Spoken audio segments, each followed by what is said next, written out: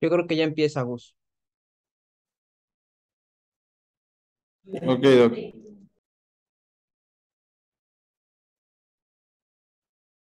Voy, nada más estoy arreglando aquí el cañón.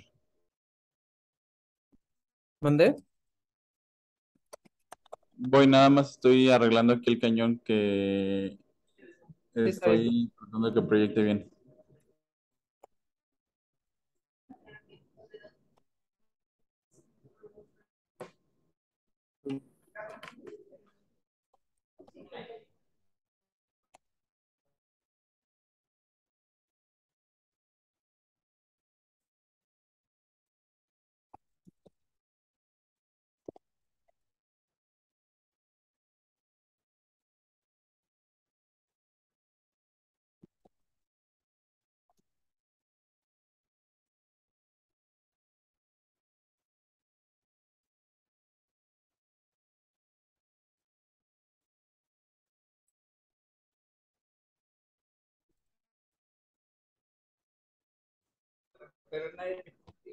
Ya vamos a empezar. Vale. Hola, buenos días. Bueno, el día de hoy vamos a ver infecciones de tejidos blandos y tétanos. Y vamos a empezar por infecciones de tejidos blandos. Bueno, para empezar, una pequeña introducción. Las infecciones de la piel y tejidos blandos. En México, pues no hay mucha epidemiología, pero comprende una variedad de condiciones que representan aproximadamente 14 millones de consultas cada año en Estados Unidos. Se caracterizan por una presentación, etiología y severidad muy variable que va a involucrar la invasión de diferentes capas de la piel y de los tejidos blandos.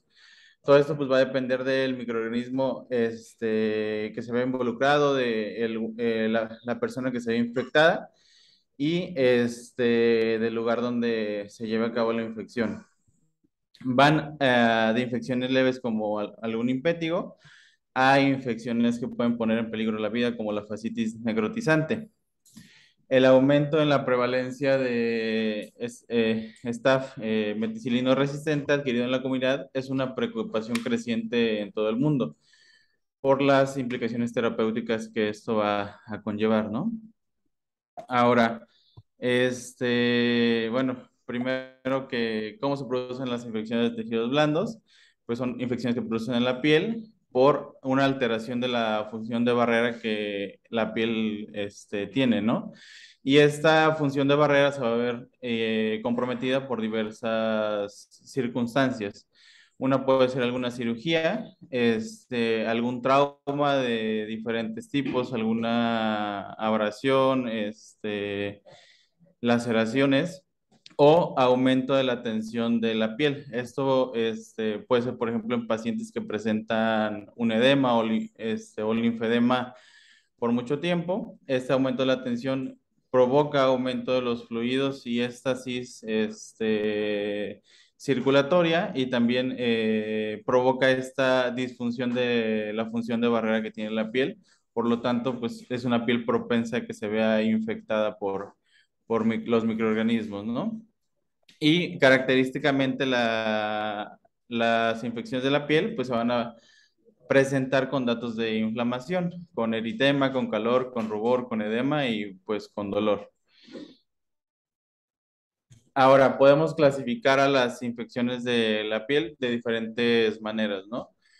Por su extensión, pueden ser superficiales como el impétigo, la ectima, la erisipela, celulitis, foliculitis o la furunculosis. Y algunas de estas también pueden ser profundas o pueden ser complicadas, como los abscesos profundos, las úlceras por presión, la fascitis necrotizante o las mordeduras por humano por animales. Estas per se son consideradas infecciones complicadas. Ahora, por progresión, pueden ser catalogadas como agudas, algún trauma, una mordedura o una herida quirúrgica, y crónicas como el pie diabético, la úlcera venosa o úlcera por presión, que son lesiones que en su fisiopatología, pues tardan meses en crearse y también meses en sanar. Y por la presencia o no de necrosis de tejido, se pueden catalogar como necrotizante o como no necrotizante. Ahora, la ITSA nos propone esta clasificación en su guía del 2014, y también nos propone un manejo, ¿no? La ITSA principalmente las divide en no purulentas y en purulentas y nos pone ejemplos de cada una.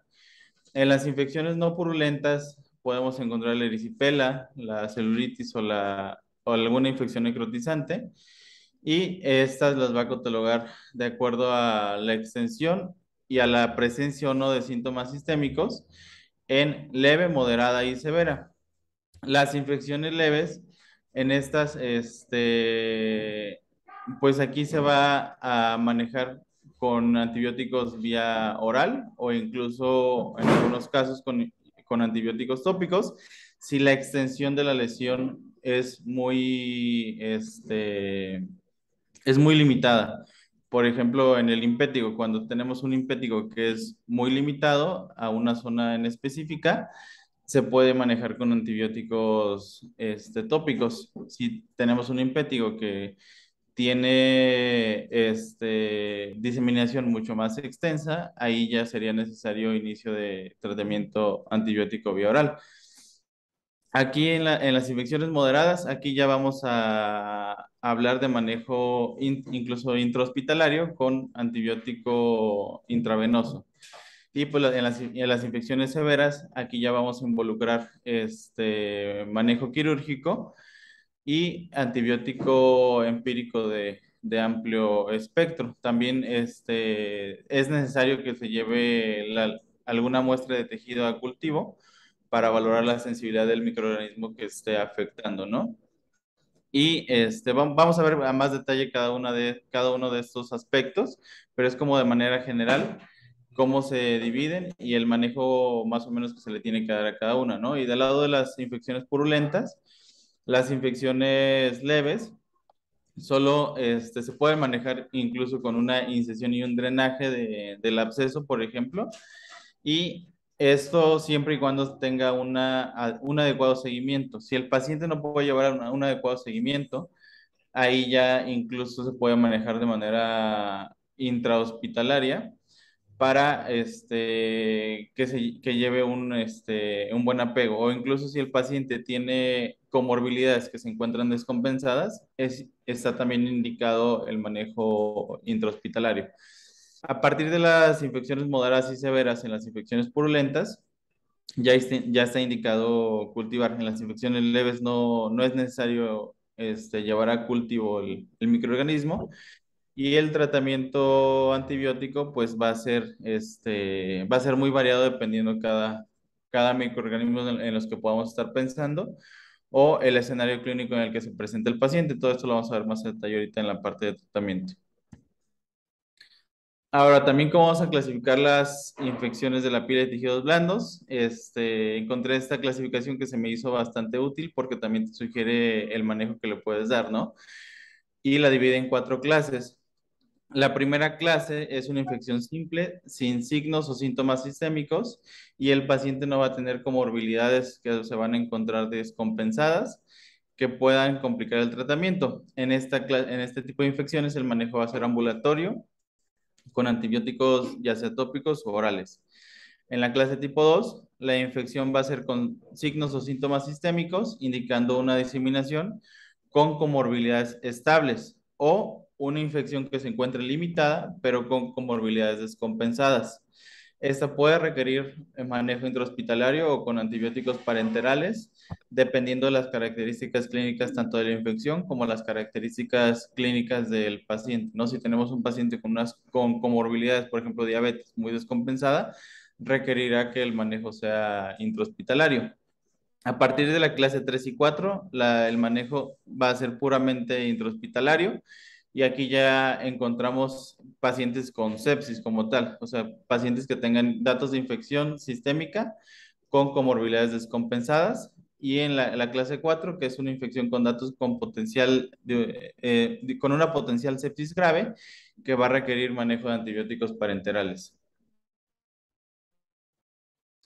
Ahora, ¿qué va a sugerir que el manejo sea intrahospitalario? Siempre la severidad de la presentación y el riesgo que tenga esta de progresar.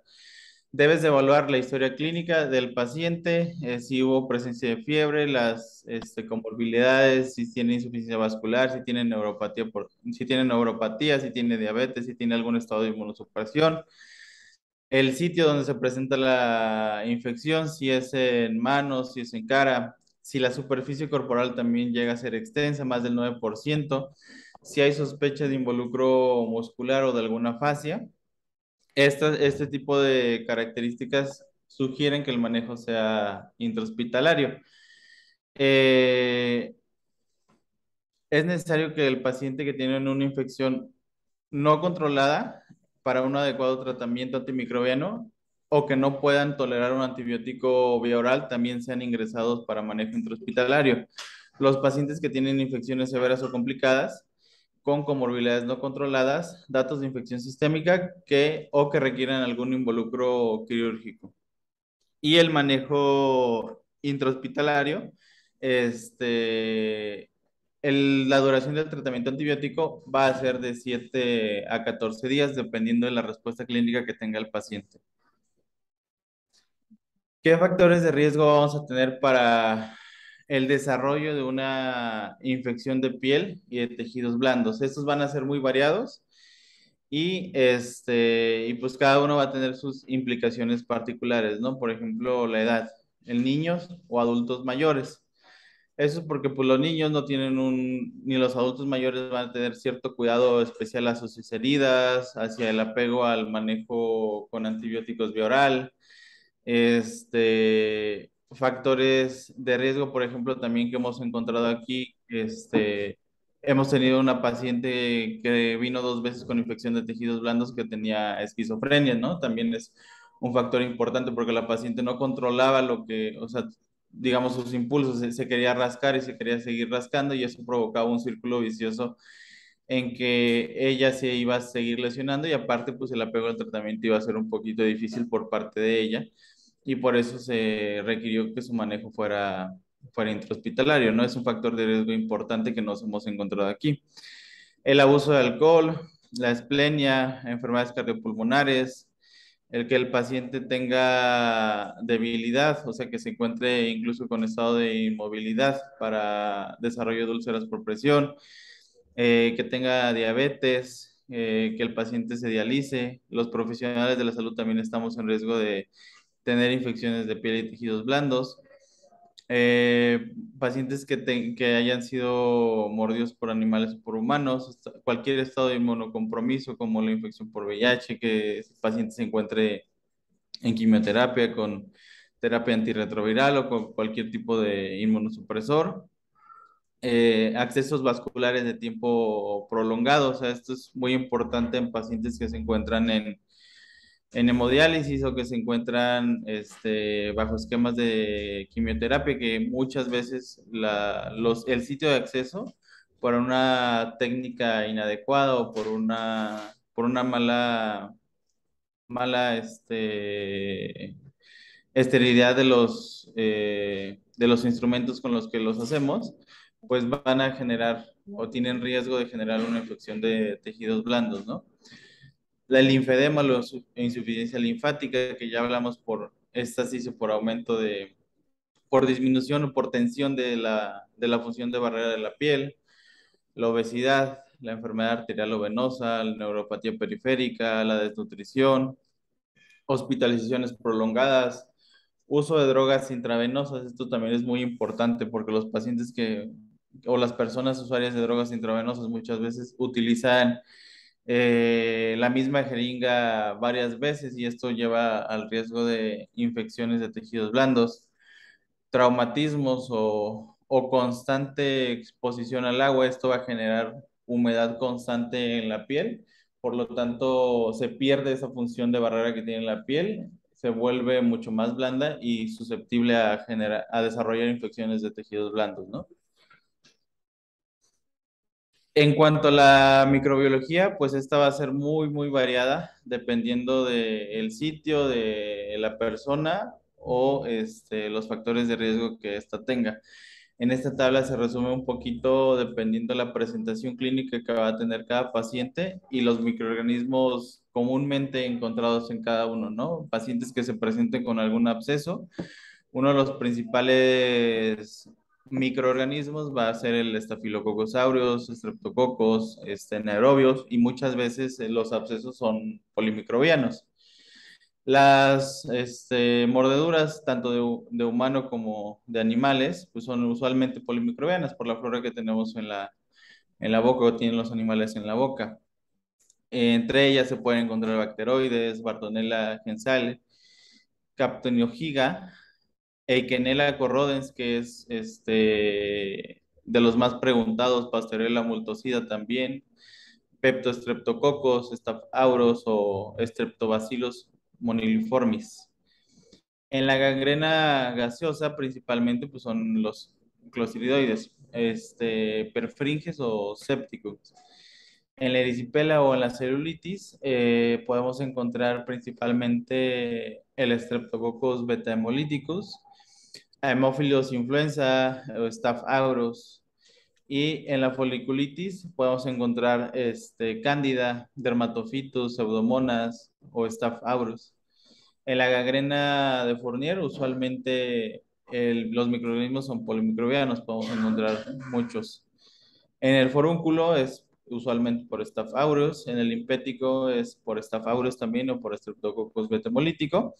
Y la fascitis necrotizante vamos a tener de dos tipos, una que va a ser polimicrobiana, pueden encontrar muchos microorganismos aislados, y la tipo 2 que puede ser monocrobiana, y puede ser por especies de bacilos gram negativos, por estafaurios, o sea, podemos encontrar muchísimos microorganismos involucrados también. Por eso, o sea, por eso, entre más fácilmente nosotros mandemos para cultivo y sensibilidad, pues mucho mejor vamos a instaurar el tratamiento antibiótico dirigido, ¿no? Ahora, el diagnóstico, pues es clínico, ¿no? Nos podemos auxiliar por la PCR, por la biometría hemática, valorar la función renal, por hemocultivos o por cultivos del sitio de infección. Y aquí en estas fotos, pues tenemos casos de ejemplos de algunos tipos de infección. Por ejemplo, la figura uno, que es una celulitis anterior de abdomen. Y no sé, alguien de los que quiera derma quisiera escribir alguna de las lesiones. Liz. Pues, bueno, la de abajo, una dermatosis localizada, de bordes más definidos, el tomatopan, se presenta sobre Ajá, y sería aproximadamente unos 4 o 5 años. ok. ¿Y qué diagnóstico le darías, o sea, de infección? O sea, Pues que son cáncer.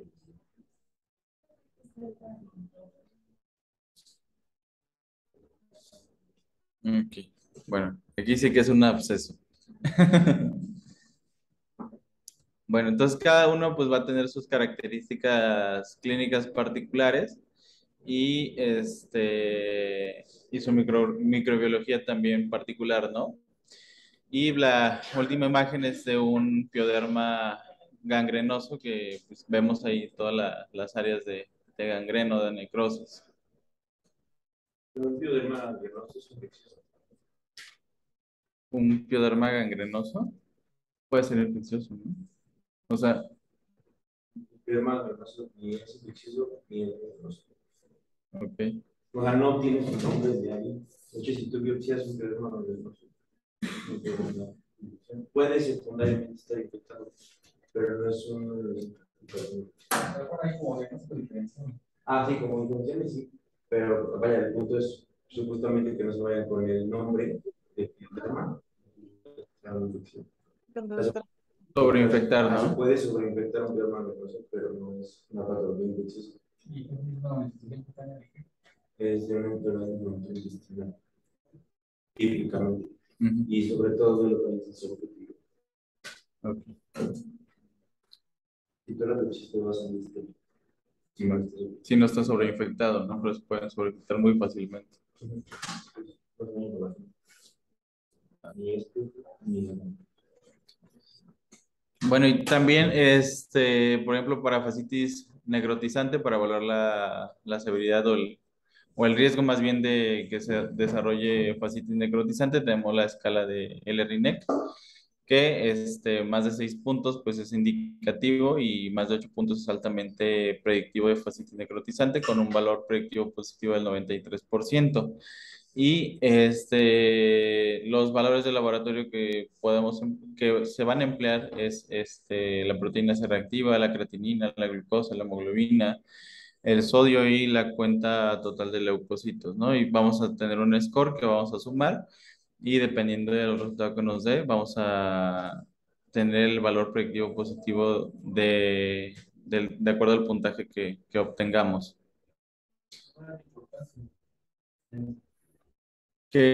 O sea, el L-RINEC es indicador de que el paciente pueda desarrollar una fascitis necrotizante y tengas que debridar, ¿no? O sea, involucrar a un manejo quirúrgico. Ajá. Para exploración de la fase.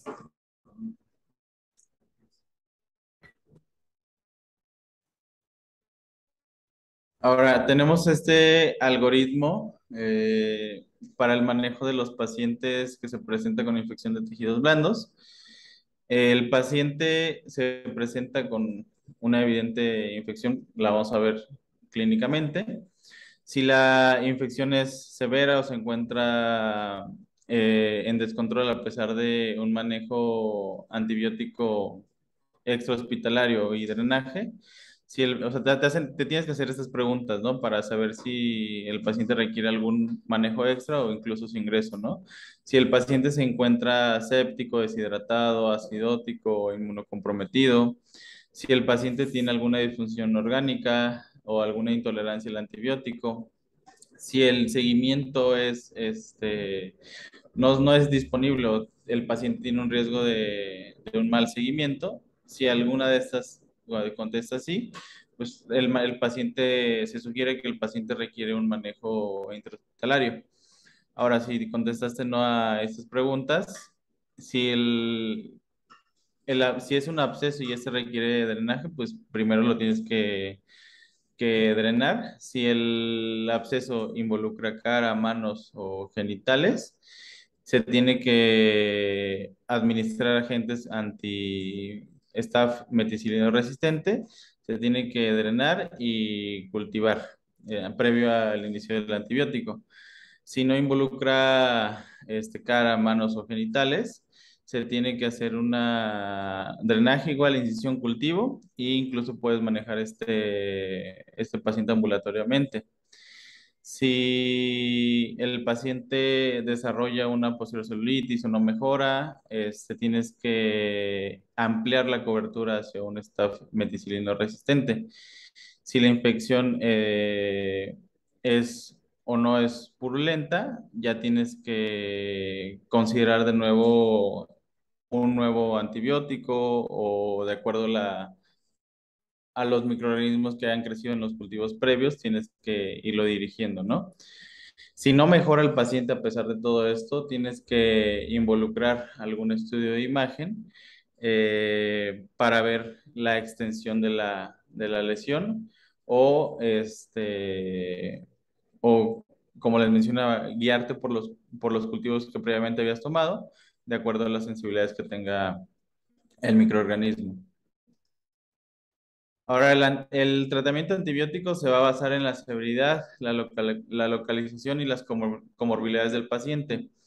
No se requiere de antibióticos o cultivos en el departamento de urgencias en pacientes con infecciones no complicadas posterior a un drenaje, con un adecuado seguimiento médico. Si la infección, por ejemplo, es leve, involucra una pequeña parte de la piel y el paciente puede tener un adecuado seguimiento, incluso lo puedes solo, si es un absceso, drenarlo y el paciente se puede ir incluso sin antibióticos con un seguimiento adecuado.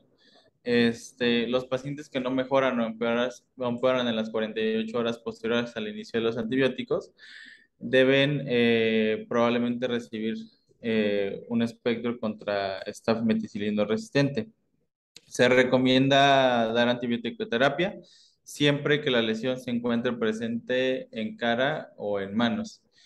Y recibir antibióticos 5 días contra recibir antibióticos 10 días para una celulitis ha demostrado tener la misma eficacia. O sea, podemos dar para una celulitis 5 días y no va a tener diferente resultado que ampliar el tratamiento a 10 días.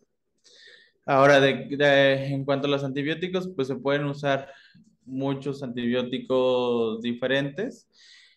Estas tablas son de un artículo de la Asociación Americana de Médicos Familiares y se me hicieron muy padres porque están, o sea, te dice el antibiótico, te da la dosis y te da algunos comentarios respecto a en qué infecciones se pueden utilizar. Por ejemplo, la amoxicilina con el ácido clavulánico se puede utilizar para impético, para mordidas de animales, que es muy común, para Staph meticilino sensible, o incluso para E. coli o Klebsiella. Y también te da algunos de los efectos adversos que puedes presentar con cada uno de los antibióticos. Por ejemplo, uno de los efectos adversos más comunes con el uso del clavulanato es que te dé diarrea, ¿no? Y algunos efectos adversos raros pueden ser la granulocitosis, disfunción hepatorrenal o reacciones de hipersensibilidad. Cada uno de estos antibióticos pues va a tener algunas implicaciones específicas. La cefalexina, que también es uno de los antibióticos usados en las infecciones de tejidos blandos, se usa principalmente para Staphylococcus meticilino sensible, para impétigo, para mordida de humanos o animales, y se puede usar 4 veces al día o 2 veces al día. Y los efectos adversos más comunes pues, puede ser la diarrea, raramente se presenta con anafilaxia, con angedema, con nefritis intersticial. La clindamicina, pues se puede utilizar para impétigo si piensas que tienes un Staph meticilino sensible o resistente, pero pues tenemos uno de los efectos adversos que puede provocar una enterocolitis pseudomembranosa, ¿no? ¿Cuáles serían los tratamientos? Un paciente que llega con una todos los ponen ahí como Amoxicilina.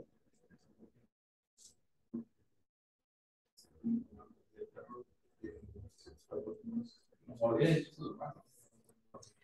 ¿Lo tiene que?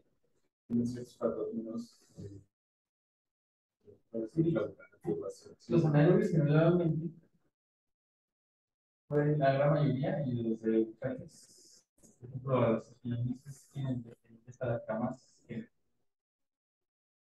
ya, por ejemplo, parecían su primera generación, las colitas o primera y segunda. Entonces, cuando el clavulato, ya las capacidades totales de las entonces, realmente comparar una mordida es mucho mejor a los que nosotros construimos. Para necesidad es aquí en este sentido sí es lo mejor de los que construyen de la primera con sospechas de teléfono. Y se dan cuenta en ese cuadro, lo único que tiene efecto contra mesa de la comunidad de medicina de gente es Clean.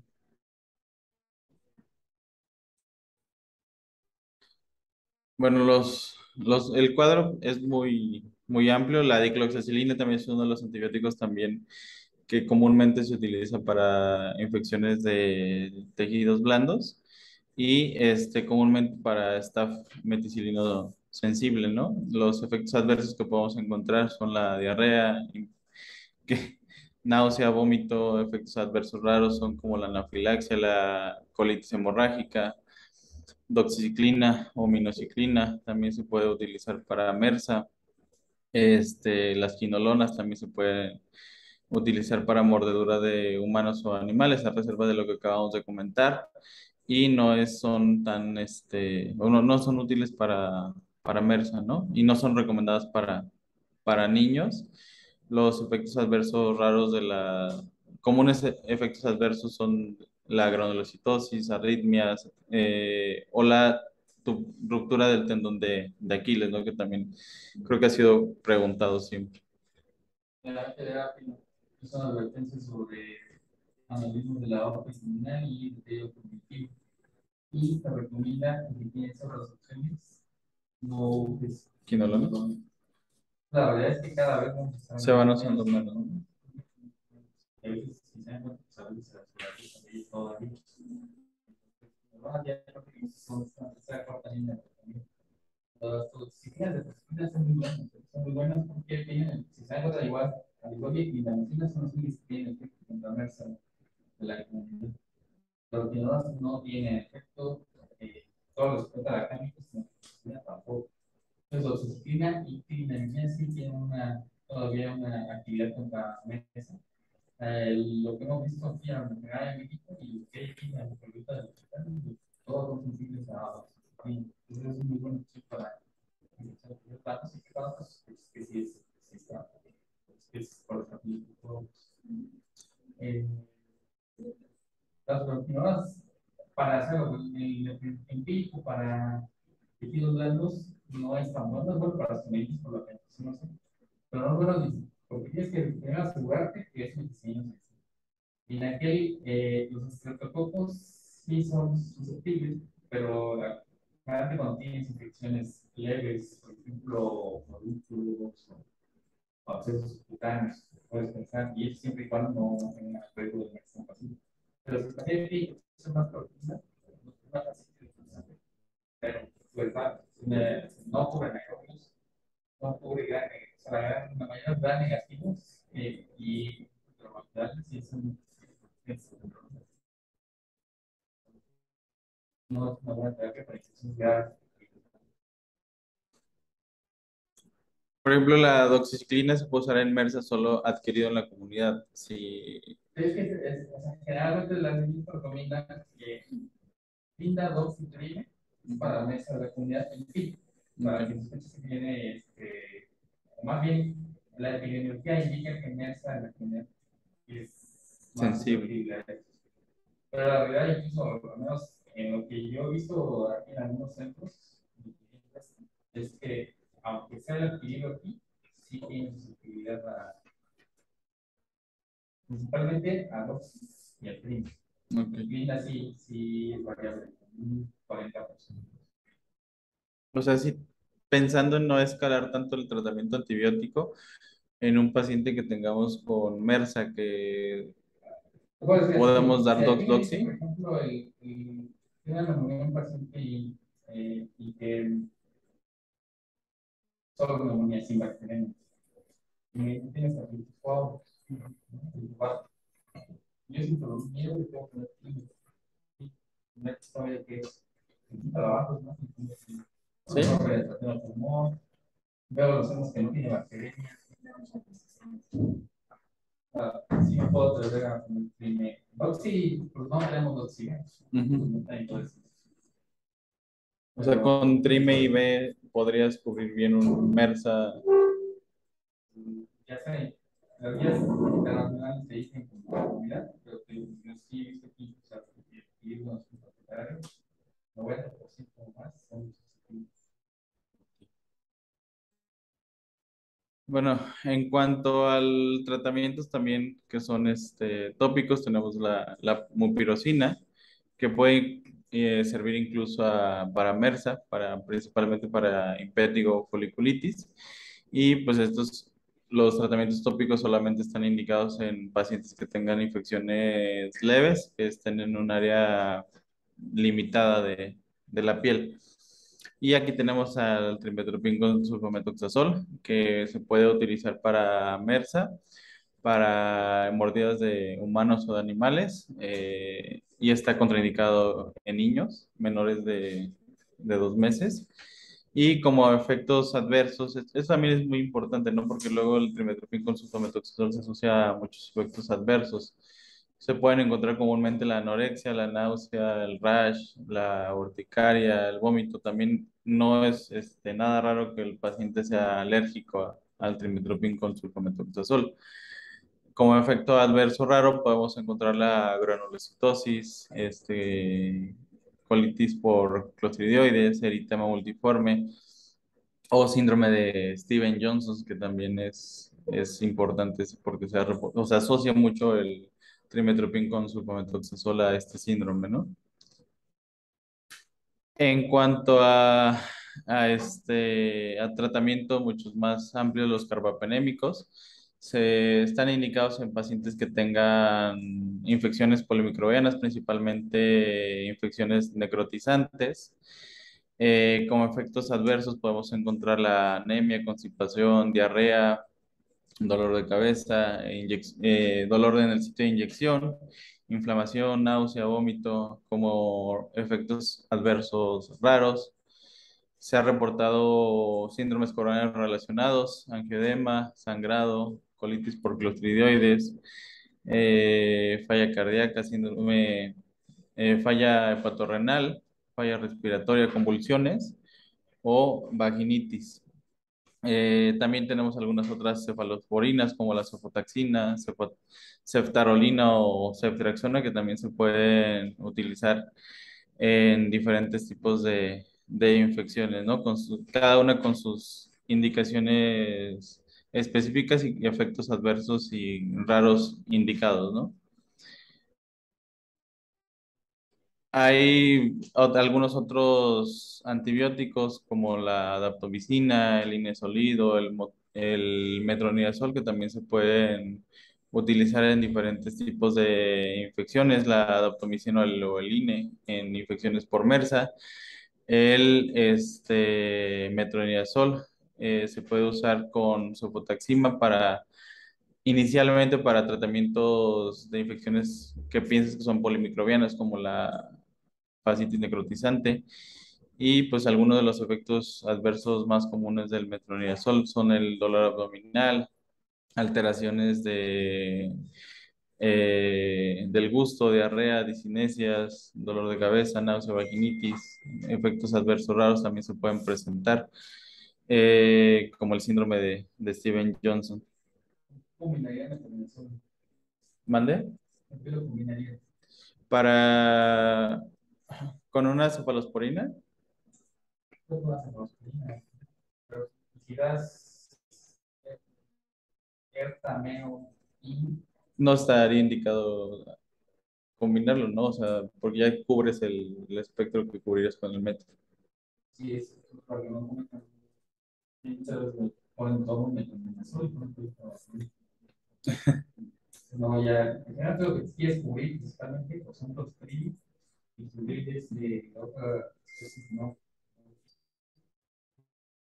Superfitness o septic y cualquier lugar. Entonces, los carbohidratos se pegan perfectamente. Le das más carbohidratos de cualquier generación, o sea, sea parte, sea para la cobertura de anaerobios para.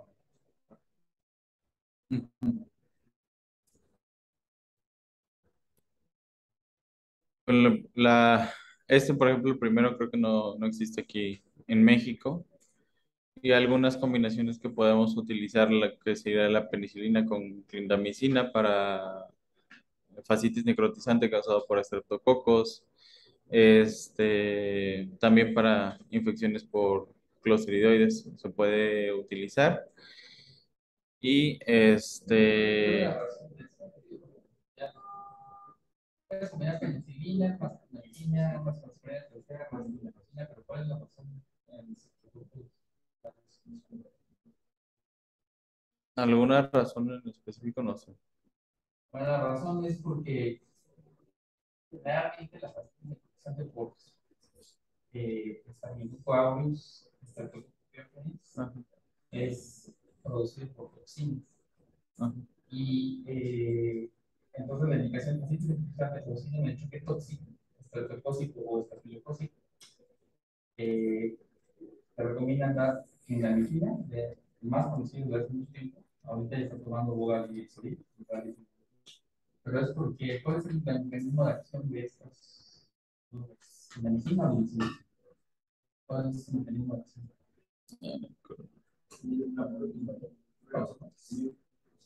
¿Qué hace? La síntesis de proteína. Algo más. Bueno, lo usamos para decirlo.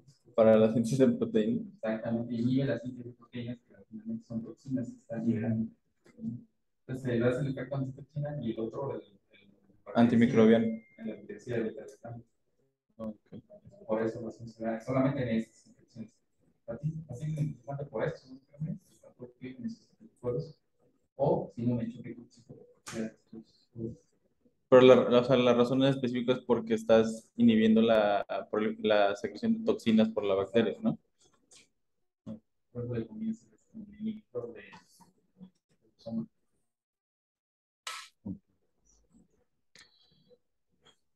Algunos otros antibióticos que podemos utilizar es la piperacilina con tazobactam, la vancomicina, tigecyclina, y cada uno va a tener sus indicaciones específicas. Por ejemplo, aquí en este artículo nos recomienda la piperacilina tazobactam como primera línea como para el tratamiento de infecciones necrotizantes y la tigecyclina para MRSA, la vancomicina igual para MRSA.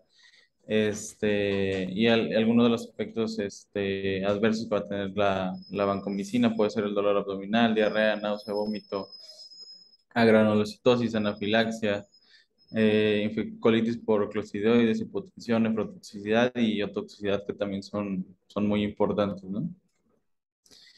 Y bueno, ahora vamos a hablar de la infección por clostridioides tetani o el tétanos, que es una infección también ya un poquito, bueno, menos frecuente gracias a la vacunación, ¿no?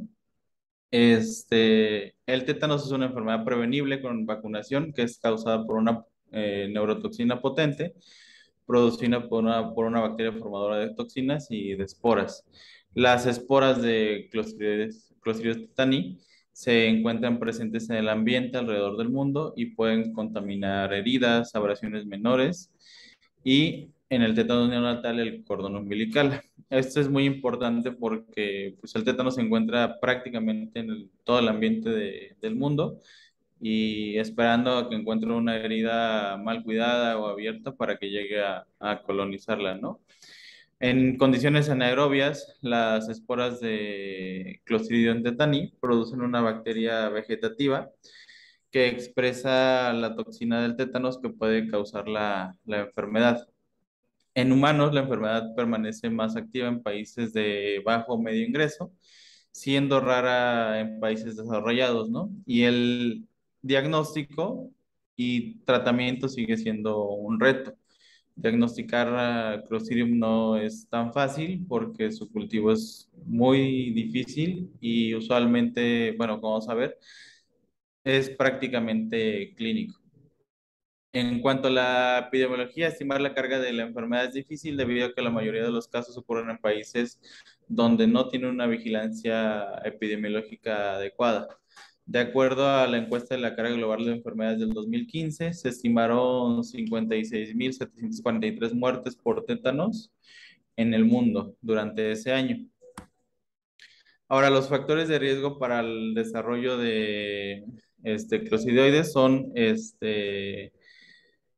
personas que se encuentren con títulos de anticuerpos inducidos por vacunación bajos. Esto puede ser personas mayores que hayan sido vacunadas hace ya mucho tiempo o personas que no recibieron la vacunación. Usuarios de drogas intravenosas, que exista conflictos o desastres naturales. Esto aumenta la incidencia porque aumenta el incremento de heridas, interrumpe la vacunación, los programas de vacunación y pues facilita la diseminación de las esporas para que puedan llegar a colonizar cualquiera de estas heridas que se ven aumentadas per se por algún conflicto o desastre, ¿no?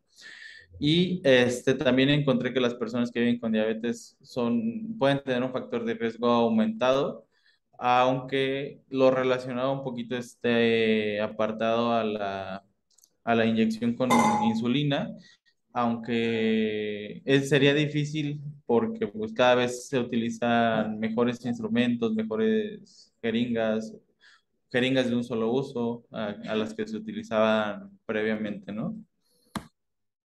El microorganismo, pues, es una bacteria gran positiva anaerobio que existe de forma esporulada en el ambiente. Las esporas pueden ingresar al cuerpo a través de heridas o abrasiones mínimas. En condiciones anaerobias, esta bacteria germina para formar una bacteria vegetativa. La toxina va a ser una neurotoxina potente que lleva a cabo una transitosis y va a ser captada finalmente por una membrana presináptica. Aquí en la membrana presináptica, la cadena ligera de la toxina va a ser liberada hacia el citosol, provocando una inhibición una activación de las neuronas inhibitorias.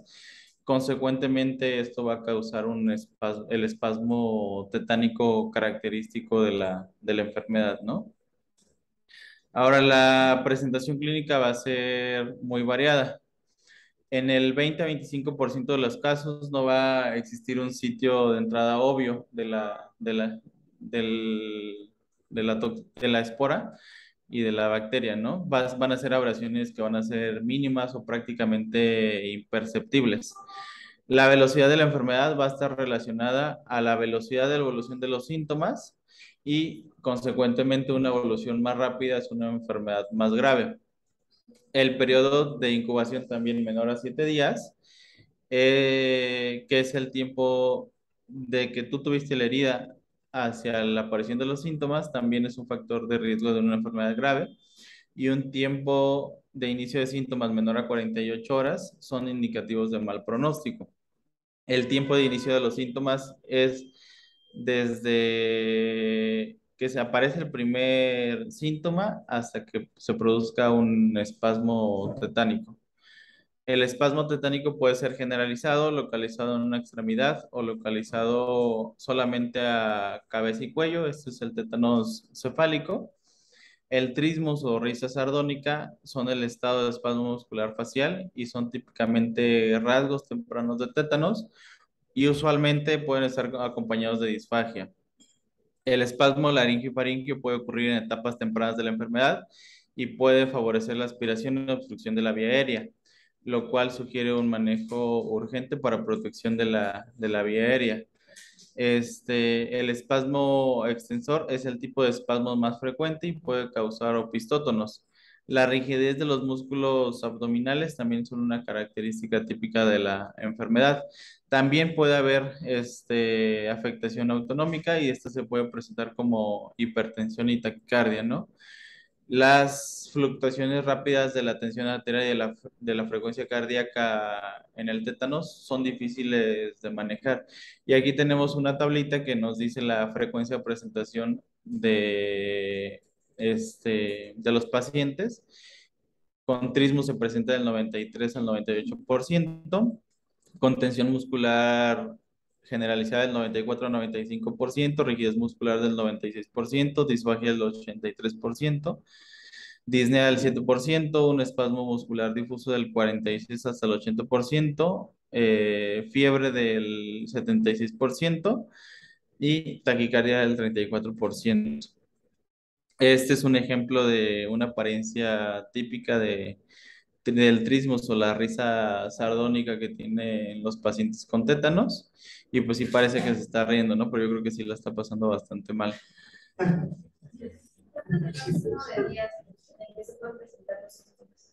O sea, del periodo de incubación es muy variado. Puede ser o sea, encontré que puede ser desde 3 días hasta 20 días, pero usualmente no es difícil de saberlo porque muchas veces no identificas el momento en el que te hiciste la abrasión. Entonces no sabes cuándo te hiciste la abrasión, cuándo las esporas de Clostridium empezó a colonizar la herida y consecuentemente empezó el periodo de incubación. Pero es muy variado, puede ser desde 3 días hasta 20 días.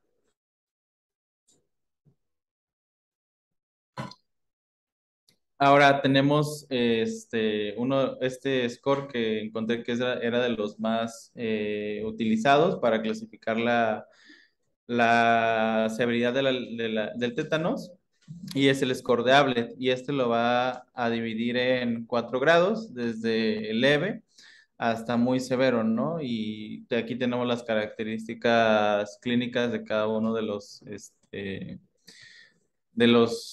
comportamiento que va a tener dependiendo de la severidad. ¿Usted ha visto un caso de tétanos? ¿O Sí, que todo el mundo, ¿no? Sí, no, pero sí. vio uno? Pero ¿dónde? Es que no. O sea, llegó referido de una sierra de. Ajá. Pero sí estaba, sí hacía, o sea, sí hacía Espasmos.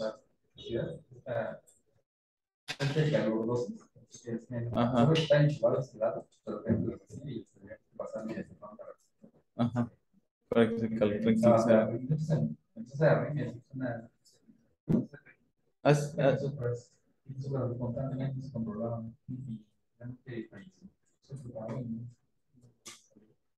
Pero sí era muy difícil controlar las capacidades que tenían. Un momento todavía afortunadamente. Porque Ya cuando o sea, el tratamiento es más, entre más temprano, mejor. Si es más tardío, ya. Entonces, tratarlo. sí, sí. Ese pues ya el efecto de la toxina que está. Bueno, en cuanto al diagnóstico, pues se tiene que realizar clínicamente principalmente. Se puede realizar una determinación de anticuerpos, que títulos de anticuerpos menor a 0.1 unidades por mililitro suelen ser sugestivos también de que tenga la enfermedad. No sé si esto se llega a hacer en México. O sea, tener una clínica de tétanos y unos anticuerpos bajitos es altamente sugestivo de la enfermedad, ¿no? En casos leves, el diagnóstico es todavía mucho más retador y, o sea, tienes que descartar muchas patologías mandibulares, faringes orales en un paciente que tenga trismus. En sí es clínica nada más, no tienes que hacer alguna otra cosa, no hay algún otro estudio de extensión que puedas hacer. Cultivarlo es muy difícil, mediciones de anticuerpos creo que no se hacen en el país, entonces no tienes nada más que... O sea, lo que puedes hacer es a sitios favorecidos, darle una lista, buscar todo. Vas a hacer duplicadas para que la toxina que utiliza, buscar la toxina. Ajá. Pero la sensibilidad es muy baja. Muy baja, o sea, yo encontré que no se recomendaba el ELISA porque es justo eso, no tiene una, Sí, o sea, no 50% creo, es como la de toxina, no te ayuda al diagnóstico. Esa es una, y otra que ya está por hacer la explicación de su pero es igual, creo que la base está bien, la tiene y yo sepa ni Nada. Clínico, Sí. y mucho de exposición y cuadro clínico, ¿no? Y a veces es lo malo que la exposición aquí no la encuentra. Por ejemplo, en ese paciente que yo les conté, pero sí venía a un lugar pues muy De bajos recursos. estaba de pánico, caminaba descalzo, antes de que los habían niños, ¿no? Los que decían estaban, creo que botón mexicano. Ah, Piedras más que cantar la piedra. por eso es, o sea, el tétano neonatal. Sí. O sea, si tú vas a un hospital de los rurales, hay 50 casas todavía. Sí, te cobran así, igual que tú comentas. Y obviamente está infrarreportado. Pero sí llega a ver todavía casos. La realidad es que sí, en los lugares ya más urbanizados y con vacunación. Se dan cuenta que ustedes hagan memoria de toda la discusión, la T, esto hace poco se redució. Sí, La yo T, la siguen poniendo ahí como sí. que cachen y la ponen. Sí. No sé si lo comentas ahorita que más o menos lo del tipo de Sí, sí. Bueno, en cuanto al tratamiento, pues es complicado porque no o sea, es una enfermedad de países de bajos de recursos y realizar estudios aleatorizados es muy difícil. Las heridas requieren una limpieza meticulosa y debridamiento. La antitoxina y los antibióticos siguen siendo las únicas terapias disponibles. Clostridium tetani tiene sensibilidad a penicilina, aunque se han reportado en estudios aleatorizados muy pequeños mejores respuestas al metronidazol. Existen dos tipos de antitoxina, la humana y la equina. La humana tiene mejores ventajas porque tiene una vida media más larga y menores reacciones de hipersensibilidad, pero suele ser más costosa y no está disponible en muchos países. No sé si aquí, o sea, si aquí en el hospital tengamos algún tipo de toxina. Sí, pero por ejemplo, es más fácil encontrar en los centros de salud. Ajá. Rurales, ¿no? No, ahí sí hay. Sí. Pero los clínicas familiares no pueden encontrar que aquí necesitan. Sí hay. Bueno, como comentaba el doctor, igual las benzodiazepinas son la primera línea para el control del espasmo en la mayoría de los países por su alta disponibilidad, aunque se ha reportado que el sulfato de magnesio ha tenido mejores resultados en ensayos clínicos aleatorizados pequeños para la reducción de espasmos y la inestabilidad autonómica que pueden llegar a tener los pacientes. La presencia del espasmo laringio prefiere realizar traqueostomía de primera instancia o una intubación endotraqueal porque se reduce el riesgo de una estenosis traqueal posterior a una intubación. Y estos fueron los únicos aspectos que encontré en el tratamiento del tétanos. O sea, no hay como otros benzodiazepinas para el espasmo, sulfato de magnesio y tratamiento antibiótico metronidazol. Los sobrevivientes, sí, porque había una donde ya se daño como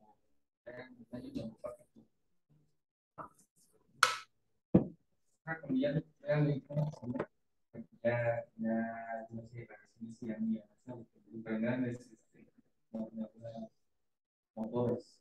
Entonces, algunos colegios tenían tal más nada para la marcha, por ejemplo, o tenían movilidad, pero ya no tenían. Pero esos eran los que sí, los sobrevivientes, pues, que tenían muy avanzado de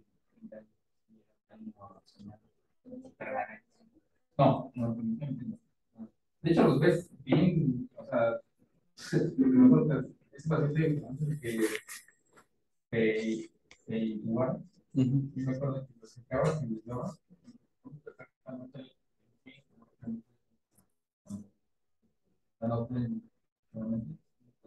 todo perfectamente, o sea, estaba en plan de encéfalo, pues, y todo, digo todo sin el Neuroespasmo. pero sí a tener edición personal así permanente. Sí tienen mucho, ya hay mucha carga de toxina y con mucho, que dura mucho, pues, por un periodo.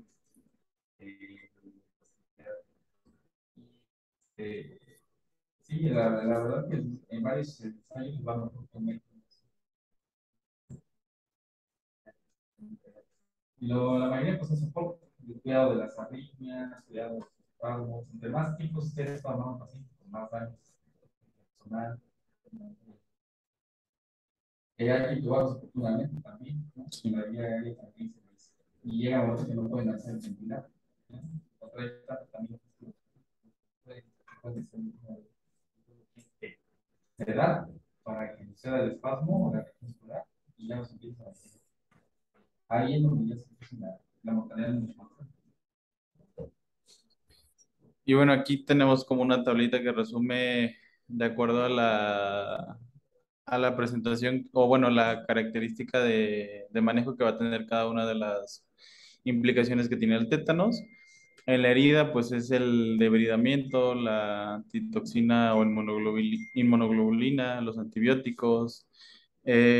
Para la respuesta circulatoria, si tiene una presión arterial lábil o taquicardia, la sedación, analgesia, magnesio, calcio antagonistas, betabloqueadores, clonidina, opioides, para la hipotensión, pues inotrópicos, para trombosis o embolismos, tromboprofilaxis, para el espasmo muscular, ya hemos hablado que principalmente las benzodiazepinas o el magnesio, para el desgaste muscular, una adecuada nutrición y fisioterapia, para las contracturas, pues el cuidado de enfermería y la fisioterapia, para el espasmo laríngeo, una traqueostomía oportuna. Eh, o sea, tienes que valorarlo integralmente al paciente que se presente con tétanos y actuar de acuerdo a las necesidades que tenga el paciente. O sea, si sabes que va a durar mucho tiempo, pues intubado, prever una NPT o prever que tenga buena alimentación. Si desarrolla lesión renal aguda, los fluidos, alguna terapia de reemplazo renal, y tienes que hacer todo esto para tratar de que el paciente salga adelante, o que el pronóstico usualmente de los pacientes con tétanos pues es malo. En la inmunización, la prevención se lleva con el cuidado adecuado de las heridas y una vacunación con el toxoide tetánico. La vacunación induce la formación de inmunoglobulinas que protege contra la infección. Es importante mencionar que la infección natural no confiere inmunidad y a pesar de que hayan desarrollado la infección natural y hayan salido, esos pacientes deben de ser vacunados. Una dosis de toxoide tetánico confiere poca inmunidad. Una segunda dosis confiere protección en aproximadamente el 90% de los individuos de 2 a 4 semanas, con una duración relativamente corta de inmunidad. Y una tercera dosis asegura prácticamente protección universal al menos 5 años. Por eso es que el esquema de vacunación en México tienes 3 dosis, ¿no? Al nacer y posteriormente, o sea, la protección después de una tercera dosis tiene una duración aproximada de 5 años, entonces teóricamente la tendrías que estar poniendo al menos cada 5 años si tienes factores de riesgo para contraer alguna infección por clostridioides. Si te cortaste con alguna herida que tenga alto riesgo de tener clostridioides y no te has vacunado en 5 años, tienes que vacunar en ese momento. Entonces es importante. Si tiene más de 10 años, y antes que le des paso, tienes que pasar en son 5 años, son más de 5 años, y es para refuerzo de la vacuna. Y ya pasa de 10 años, vacuna más inmunidad.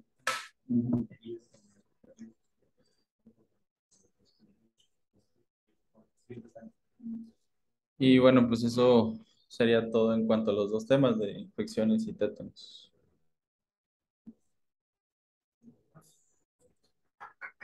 Muy bien. ¿Algo que quiera aportar a decir, Doc? No, todo bien. Nada más que se vayan los de preguardia y los de prepreguardia al auditorio para firmar asistencia en la sesión general y nos quedamos con la posguardia y la guardia para la entrega. Ok, Doc. Gracias. Vamos. Gracias. Gracias. Que dice que me vaya.